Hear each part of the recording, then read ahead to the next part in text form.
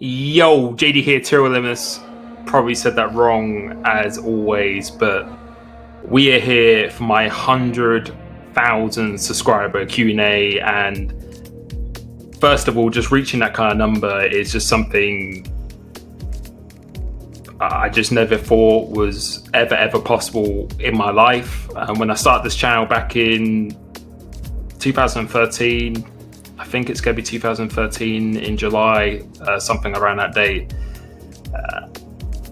I never even had a goal of reaching 1,000 subscribers. My only goal was to just make a channel to showcase my racing, because I felt I was good at what I did, and I just wanted to show what I could do, and then maybe hopefully that would help some people, and maybe get them to go into the game, encourage them to upload.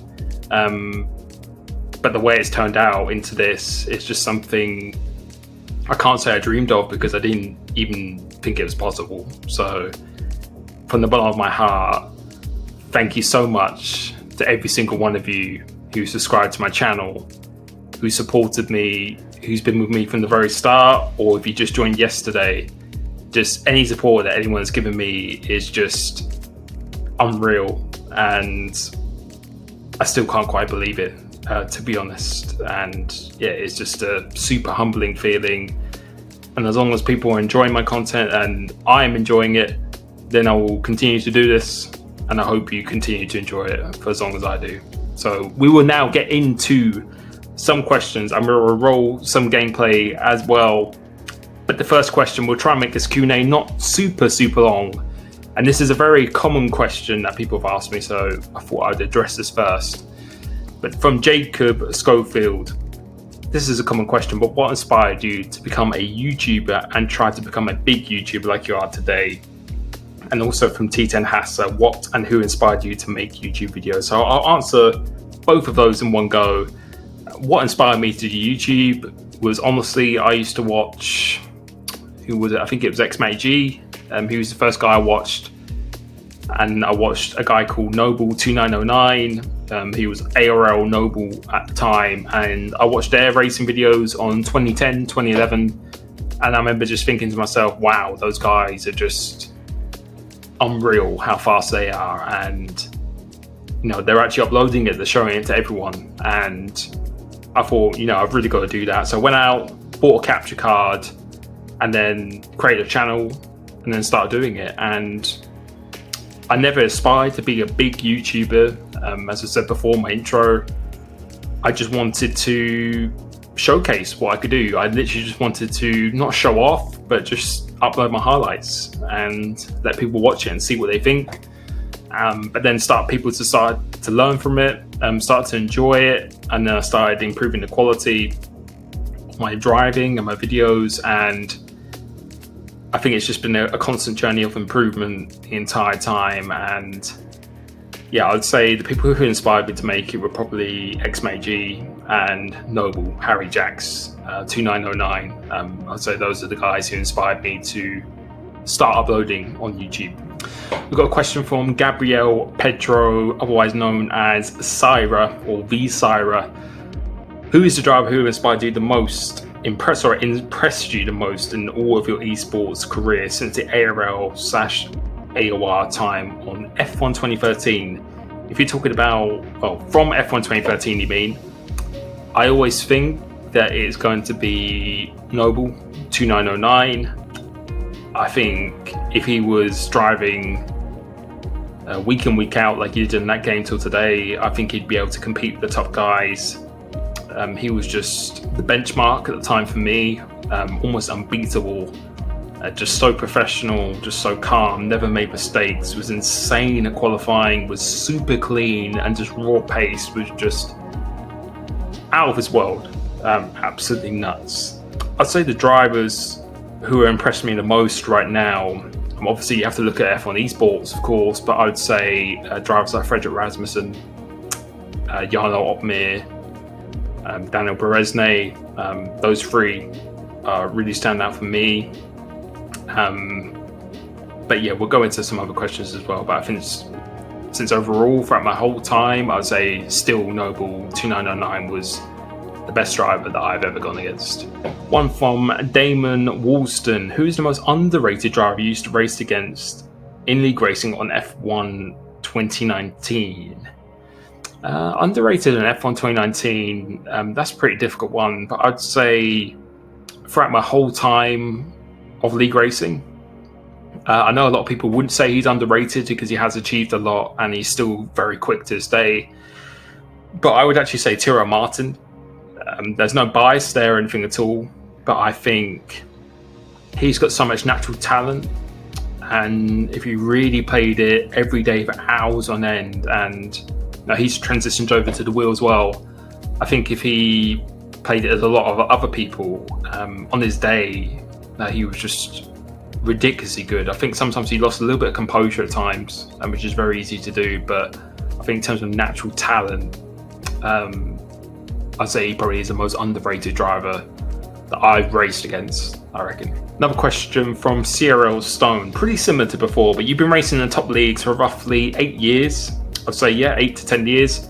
Who do you consider to have been some of the fastest, most impressive drivers you've competed against at a time? So we've already mentioned one, Noble 2909. Obviously Tyrrell Martin is definitely one of them as well. But to throw a few other names out there, ACR Raven, this would be going back to the very beginning, ACR Raven and Toronto Tigger. A lot of people might not know who they are, but they were just absolutely insane, and I really looked up to them. That's what really gave me that competitive drive to be the best that I could be. And them three at the time were literally untouchable on F1 2011, 2010, 2012. They were absolutely unreal, and they kind of all retired in a way in 2013, which was a shame because that's when I really got into my league racing. But those guys, and there was a guy called TSK Stiggy, who I've still got a friend on Facebook to this day. He doesn't play F1. He hasn't played F1 for over 7 years or something like that. But he used to be an absolute freak on 2011, 2012. Just his raw one-lap pace was, I've never seen anything like it. He was just absolutely ridiculous how fast he was. So I'd say those drivers are the most impressive who I've competed against. But now, I've mentioned them before, likes of Jan Okmir, Rasmussen, Beresne, Tunisia, and the list goes on really. Surprise, OMGH Joe, I think has got some unreal talent. I'm not even joking. I think he's got some real talent. There's a lot of very, very impressive people. Brendan Lee, of course, can't forget him. Especially the way he did the double was just probably one of the most dominant displays I've ever seen. And when they're at his peak, then I say those guys for sure. One from CRG Chris, from memory, what are your top 5 league races you have ever done? That's a difficult one. My first one, no particular order this is, but my top 5 league races was definitely, one of them was my first win that I ever got in ARL, and it was actually the first race ever in AOR. That was season 7. I think season 7 AOR, first race ever at Spa. I managed to get my first pole position and I beat Noble 2909. I overtook him on the second to last lap. We got that one. We got season 8 Silverstone with me, Matt G. Only 8-9 people in that race, but one of the most epically intense races I've ever had. And then some more recent, I'd say one Iowa F1 2019 at Spain, where I came outside the top 10. I beat Surprise. He's another guy as well. I needed to mention in another question. I think in terms of natural talent, he's one of the best I've seen as well. But IRR Spain, F1 2019. My F1 2018 when I started last at Silverstone to take the win for the championship. That one. And then I think there's another one at F1 2018 Iowa at Spain as well. But there are just so many races. Another one, F1 2018 Iowa at Mexico, where I almost made the 2-stop strategy work. But honestly, there's just so many more races. But I think, the Spa race, Silverstone on F1 2013, there's just too many to choose from really. But I'd say from those 5, I think, in no particular order, some of those races. One from Sparks, if probably said that wrong, but at which point, when did you think you could be one of the best in F1? My goal at the beginning was to be the best. It was to be the best driver in the game. That's all I wanted to do. I was uploading videos, but all I wanted to do was just, I didn't care about views or subscribers or anything like that. I just wanted to be the best player, and I had a lot of self-belief. I think on 2013 was when I really turned up to that very, very top level. When I was in the Red Bull and AOR, I think that was the best, not the best I've ever driven, but definitely one of the best I've driven. And I felt at that time on that game, towards the end of F1 2012 as well, 2013, 2014, I think I was, because maybe it's a pad game. But yeah, I think on F1 2013, towards the end of the game, I really believed that I was the best player in that game. And that's when I had the belief. One from K Cells: what is your normal job and how do you try and balance work and league racing / YouTube? And that is a very good question, because I get this question a lot all the time on my streams. It's very, very difficult. The toughest thing actually about doing this is not because of editing videos and doing the racing and practicing. Those things I just love doing, and it's not work or effort to me because I love doing those things. But I work 9 to 5. I work at a university in payroll, in accounts and payroll. That's what I do, is my 9 to 5 job. This is not my job. My dream for it is to be my job one day. And I think I am in the position, I have been in a position for a while that I could do this as my job actually, in fact. But the reason why I don't is because there's just so much risk with YouTube, which you've seen recently with copyright strikes. But not only that, but just some months your channel could be doing very well, other months it might not do as well. So it's not a guaranteed income, because people do earn off YouTube, and obviously you wouldn't be doing a job if you weren't getting paid for it as well. So it's a bit, what's the word? Not stable, I would say. But balancing league racing and YouTube, that is the hardest thing. I see my girlfriend, obviously not as much now, but I work 9 to 5 and then see my girlfriend 2 or 3 times in the week. On weekends I don't race as well because I'm at my girlfriend's or she's at mine. And to practice and then to upload videos and to edit these videos, it takes a lot of time. And any content creator who wants to make good videos and do it consistently, to do a video, even a video such as this, probably take 2 hours, sometimes even 3 hours to edit, get the audio right, get the quality right, to upload it. It takes a lot of effort to do. So yeah, I've had to get myself in the schedule. I've had to be quite strict with it, and you have to sacrifice quite a lot of things for that to happen. But for me, this is what I love doing. I love helping people and entertaining people and making them better, and that's the whole point of my channel.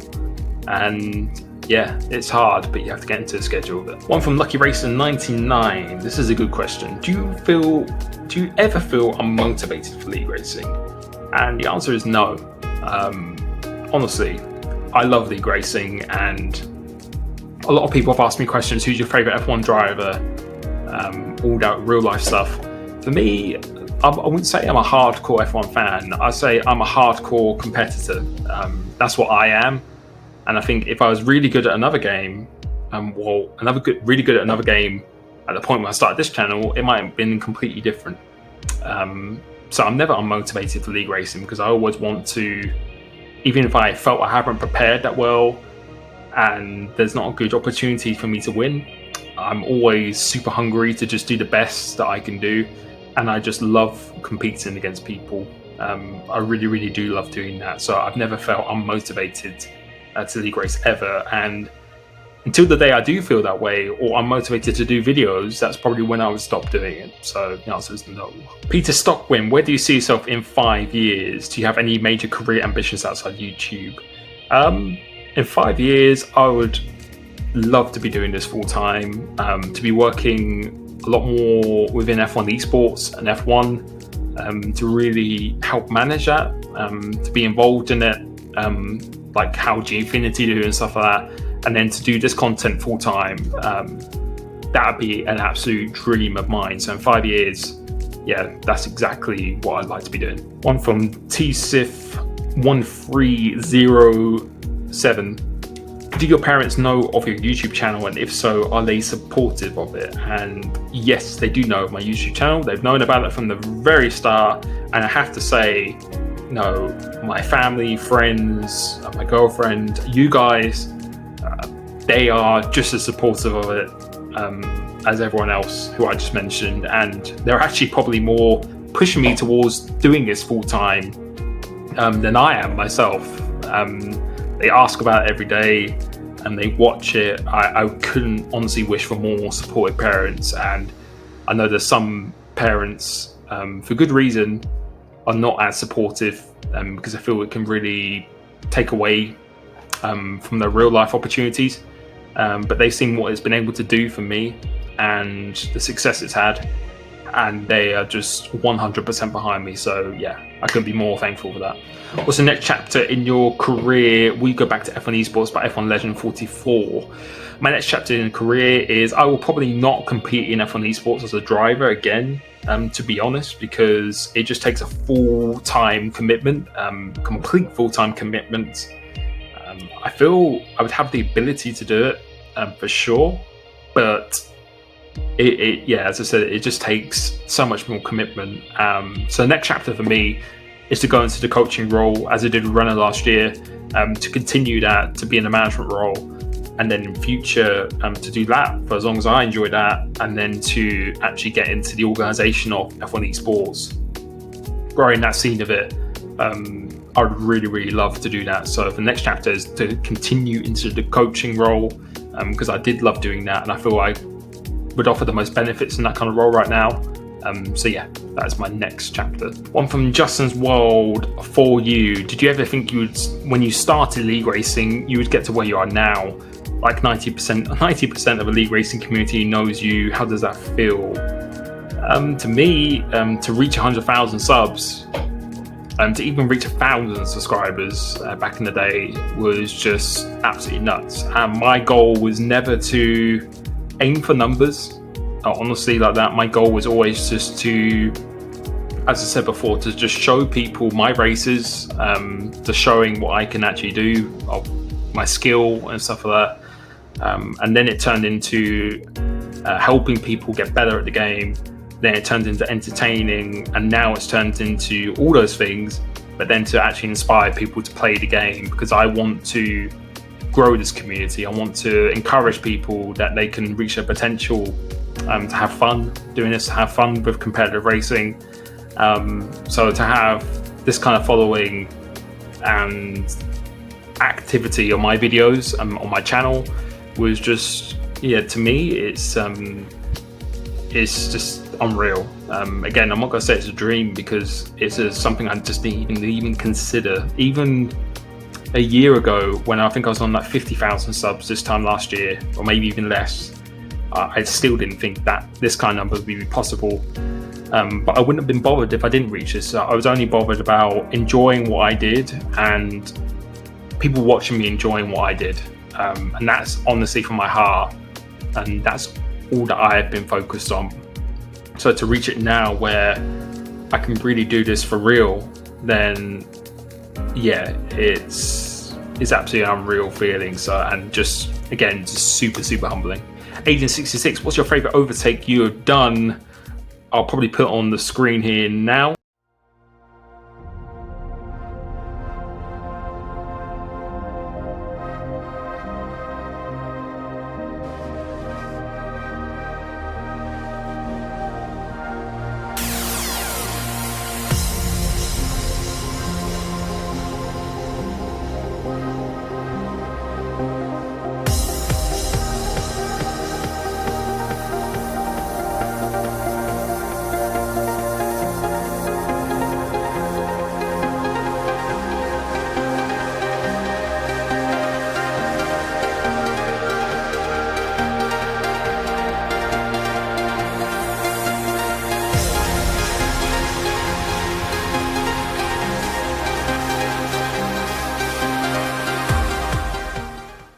And Soja Peters, why do you pronounce TRL Limitless so fast in the opening of every video that you can't understand what you're saying if you don't know the words. I don't know. I just say it. I just rolls off my tongue. My intro was actually inspired by Scumper Jumper, Optic Scumpy, and when he goes yo, that was my intro. That's what it was based off. But TRL Limitless, I don't do it intentionally. It's just the way it comes out. And I've already had this question kind of, but do you plan on doing this full time at some point, or will you just always be a side passion? For me, it's always a passion of mine. Again, a new dream for me is to make this a full-time thing, which I think it is definitely capable of doing. But my main focus is just to continue balancing my life, helping inspire you guys to get better at the game itself, and to just keep enjoying it as long as I enjoy it and you guys enjoy it as well. And that is pretty much it. But I'm going to leave it there because I do not want it to go on for a million years. But those are just some more of the interesting questions, I think. But I will answer everyone's question that hasn't been mentioned more than twice down in the comments. So I will definitely be going through that. So please post it down below. I just want to say just a huge thank you for this. I still can't put it into words. It was pretty emotional when it happened to me because I felt that it's been a very, I wouldn't say a difficult journey, because I've really enjoyed every single step, and I think I've grown my channel organically. There's been a lot of people who I would say didn't support me, who didn't want to collaborate with me, didn't want to invite me or give me access to things, and I've had to do it all myself through the support of my family, friends, and you guys who are watching me. But honestly, I'm so happy it's gone that way, because it's made me not take anything for granted. It's made me realize of where I've come from, and I'd rather have a channel that has true support for a long period of time, rather than just growing it in an unnatural way quite quickly and then for it to dip again. It's just been a constant natural growth the whole time, and it just feels so satisfying to me. So I really hope that I can continue to entertain you, to help you, for you to enjoy my content. It just means everything to me. It really does. And thank you so much. And I'll catch you soon. Peace.